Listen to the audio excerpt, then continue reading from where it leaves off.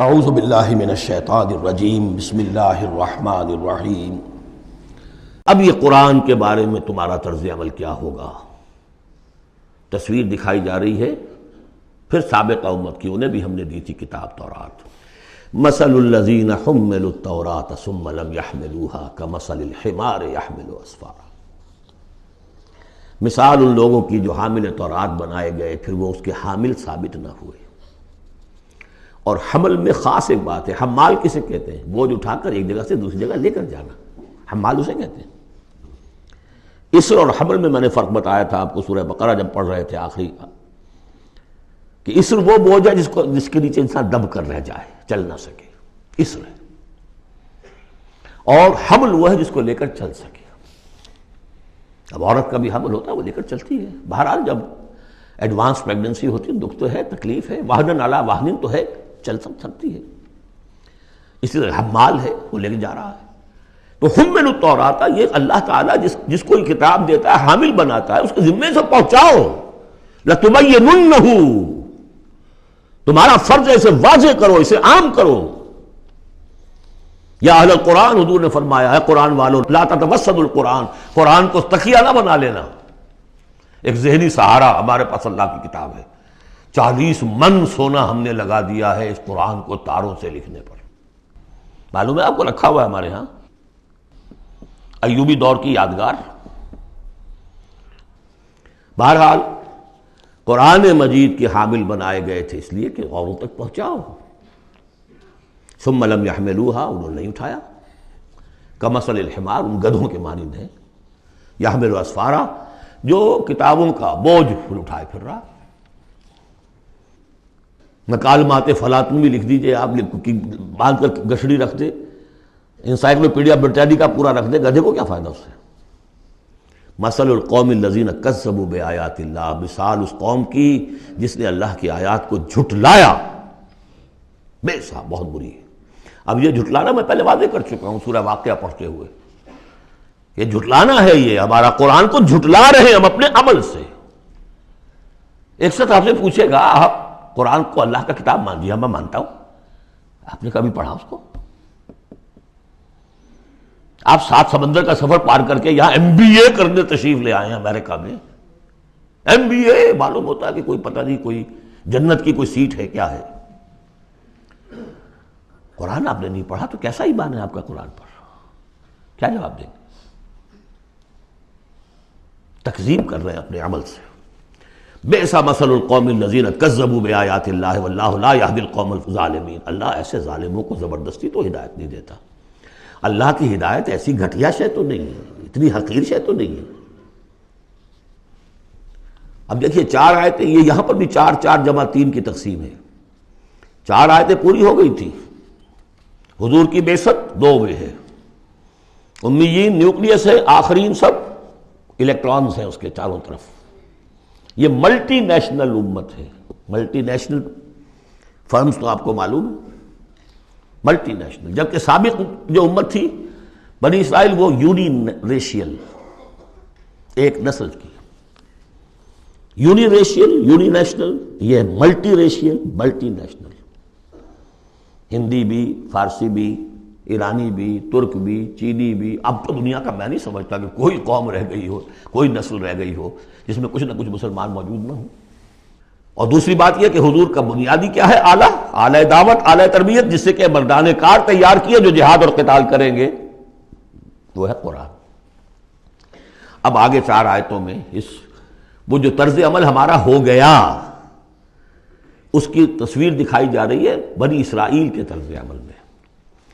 مثل الذین حملوا التوراۃ ثم لم يحملوها كمثل الحمار يحمل اسفارا بئس مثل القوم الذین کذبوا بآیات اللہ واللہ لا یہدی القوم الظالمین۔ اس کے بعد نتیجہ کیا نکلتا ہے؟ جو آیات الہیہ سے رشتہ ٹوٹے گا تو سہارا کیا چیز رہ جائے گی؟ ہم تو اللہ کے چہیتے ہیں، لاڈلے ہیں، ہمیں تو جہنم میں کوئی جھونک ہی نہیں سکتا۔ جھونکے گا بھی تو دوسروں کی آنکھ میں دھول جھونکنے کے لیے چند دن کے لیے، ہمیں بھی ڈال کے فوراً نکال لیں گے۔ اللہ کو بھی چوری کرنی ہے، خیانت کرنی ہے، ہمارے لیے کرنی ہے۔ اور ہم جیسے بھی کچھ ہیں، جو بھی کچھ ہیں، زانی ہیں، شرابی ہیں، جو بھی کچھ ہیں، لیکن تیرے محبوب کی امت میں، جب تیرے محبوب کی امت میں ہے سیلویشن از گارنٹیڈ، شفاعت تو ملنی ہی ملنی ہے. بہت زیادہ کرنا ہے تو کسی بزرگ کی مزار پہ دیگے بھی چڑھا ہے، بس اور کیا رہ گیا.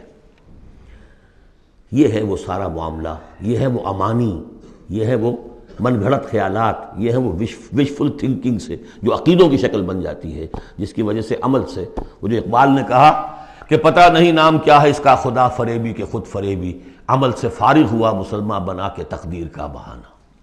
وہ تقدیر کی بجائے آپ یہاں یہ عقائد جوڑ لیجئے تو پھر عمل کی کیا ضرورت ہے؟ بے وقوف ہوگا جو عمل کرے. رشوت نہ لے، عیش نہ کرائے بچوں کو، بے وقوف ہے، احمق ہے، پاگل ہے.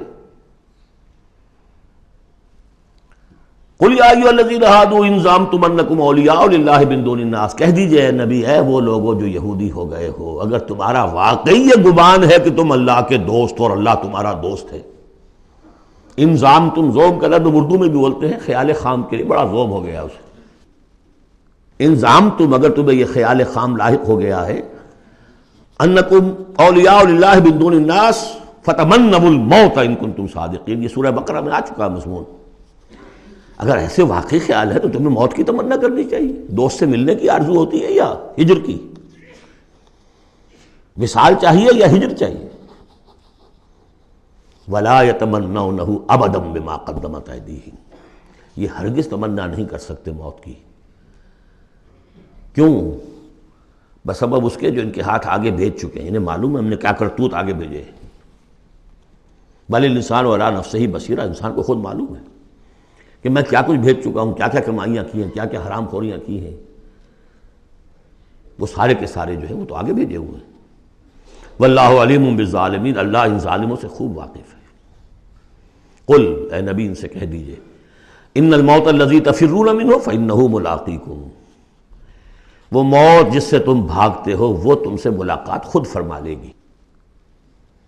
تم بھاگتے رہو، انہ ملاقیکم، وہ آن کھڑی ہوگی سامنے. ثم تردون الی عالم الغیب والشہادہ، پھر تمہیں لوٹا دیا جائے گا اس ہستی کی طرف جو غیب اور شہادہ سب کا جاننے والا ہے، جو تمہارے سامنے ہے اس کا بھی، جو تمہارے پیچھے ہے اس کا بھی، جو بحیثیت نوع انسانی تمہارے لیے کھول دیا گیا اس کا بھی، اور جو تمہارے سے غیب میں رکھ دیا گیا اس کا بھی. فَيُنَبِّئُكُم بِمَا كُنتُمْ تَعْمَلُونَ، پھر وہ تمہیں جتلا دے گا جو کچھ تم کرتے رہے تھے.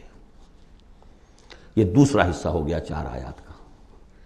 گویا کہ جو کتاب محمد رسول اللہ دے کر گئے ہیں، قد ترکتم، اور جس کے لیے حکم دے کر گئے تھے کہ اب تمہارے ذمے ہے، میرے کندھے پر سے یہ بوجھ اتر کر تمہارے کندھوں پر آ گیا ہے. الا هل بلغت انا نشهد انك قد بلغت واديت ونصحت، انا نشهد انك قد بلغت الرسالة واديت الامانة وكشفت الغمة. یہ تو گواہیاں لی ہیں. اس کے بعد اللہم اشہد، اللہم اشہد، اے اللہ تو بھی گواہ رہے، یہ مان رہے ہیں. اور پھر فَلْيُبَلِّغِ الشَّاهِدُ الْغَائِبَ، ایک سائی آف ریلیف. میرے کندھے پر جو بوجھ تھا، اِنَّا سَنُلْقِي عَلَيْكَ قَوْلًا ثَقِيلًا، آج وہ بوجھ میرے کندھے سے اتر گیا، لیکن تمہارے کندھوں پر آ گیا. مجھے تو صرف امیین تک یہ فرض براہ راست انجام دینا تھا، تمہیں پوری نوع انسانی تک انجام دینا ہے. A heavy burden. اس کے لیے یہ ہے دوسرا حصہ 4 آیات کا. صدق اللہ العظیم.